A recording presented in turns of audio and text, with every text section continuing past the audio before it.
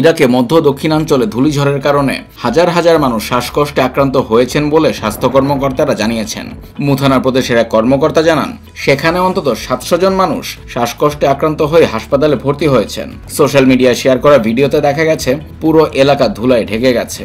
বেশ কিছু অঞ্চলে বিদ্যুৎ বিভ্রাট ও ফ্লাইট বাতিল করা হয়েছে। ইরাকে ধূলিঝড় সাধারণ ঘটনা হলেও জলবায়ু পরিবর্তনের কারণে এগুলো আরও ঘন ঘন হচ্ছে বলে বিশেষজ্ঞরা মনে করেন। ধুলা থেকে বাঁচতে পথচারী ও পুলিশ সদস্যরা মাস্ক পরেছেন। শ্বাসকষ্টে আক্রান্তদের সাহায্য করতে অ্যাম্বুলেন্স মোতায়েন করা হয়েছে। মুথানা প্রদেশের হাসপাতালগুলোতে অন্তত 700 জন মানুষ শ্বাসকষ্ট নিয়ে ভর্তি হয়েছেন বলে স্থানীয় স্বাস্থ্য কর্মকর্তা জানান। নাজাফ প্রদেশে 250 জনের বেশি মানুষ হাসপাতালে ভর্তি হয়েছেন, আর দিওয়ানিয়া প্রদেশে অন্তত 322 জন রোগী চিকিৎসা নিচ্ছেন, যাদের মধ্যে শিশুও রয়েছেন। অন্যান্য প্রদেশগুলোতেও হাসপাতাল ভর্তির খবর আসছে। এই ধূলিঝড়ে ইরাকের দক্ষিণাঞ্চলের প্রদেশগুলো কমলা ধুলোয় ঢেকে যায়। এ কারণে নাজাফ ও বসরা প্রদেশের বিমানবন্দরগুলো বন্ধ করতে বাধ্য হয় কর্তৃপক্ষ। জাতিসংঘের তালিকা অনুযায়ী ইরাক জলবায়ু পরিবর্তনের কারণে সবচেয়ে ঝুঁকিপূর্ণ 5টি দেশের একটি।